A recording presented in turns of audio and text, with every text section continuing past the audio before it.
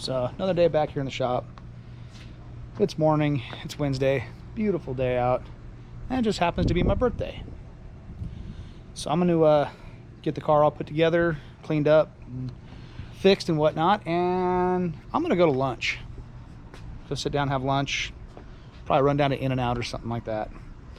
But before I can go, got the car pulled out and I was sitting here just doing a once over on it, and just happened to see, oh, this cracked once before, but right there is a freaking crack again. There's so much, the cam on this motor is big, but the motor's really not big. It's only a 305. But because it's got so much of a lope to it, it shakes really bad, and it just flexes that metal so bad that it's like the second or third time it's cracked. So I'm gonna back groove it a little bit, put another weld in it, and probably put some gussets on it.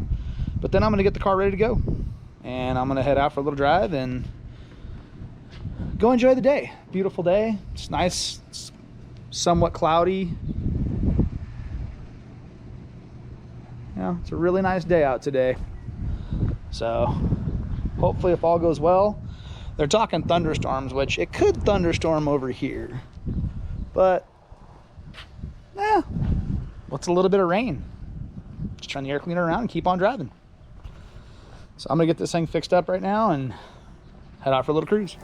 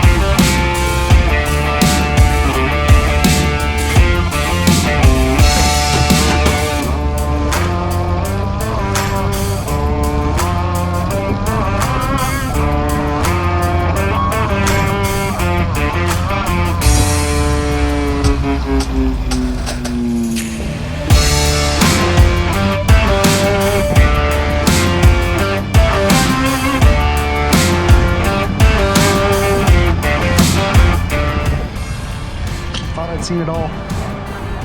Oh my God, she's washing her car.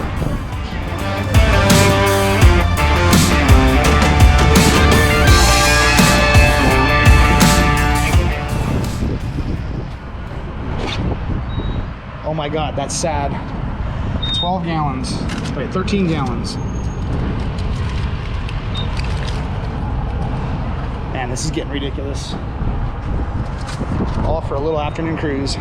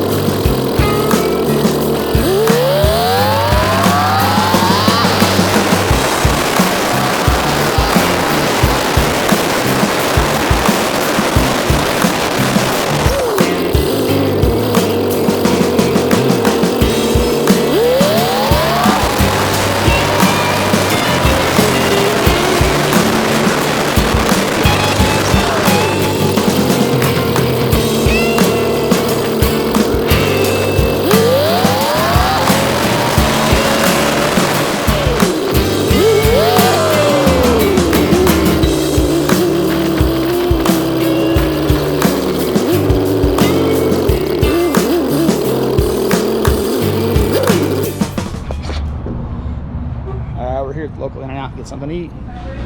Damn, look at that. A little birthday lunch. Right there.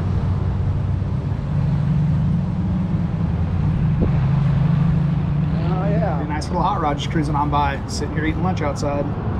It's nice. Love it. All right, just finished up some birthday lunch. Gonna head on back to the house.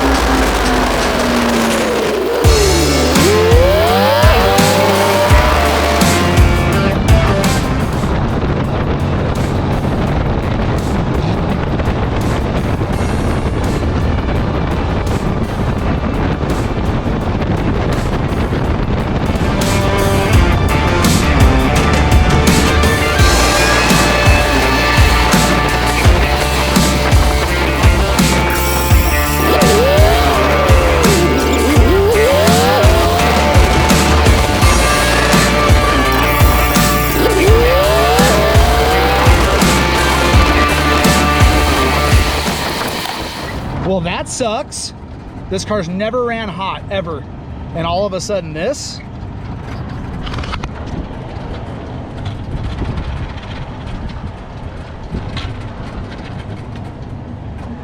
Like, what the hell, man? I wonder what the hell that was all about.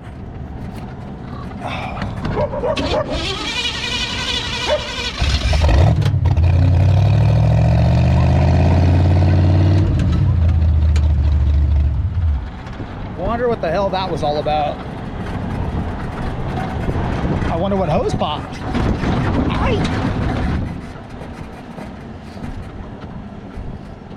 That's crazy. This car's never overheated once in its life.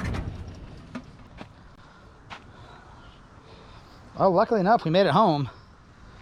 I was only a couple blocks away when I realized how hot it was getting. And it's definitely threw some water everywhere. All the way down the side of the car, all over the seat. I have to wipe this whole thing down right quick, but that wasn't a small pop. Like, that's a pretty big tear. Like, I wonder how the heck that happened. Huh.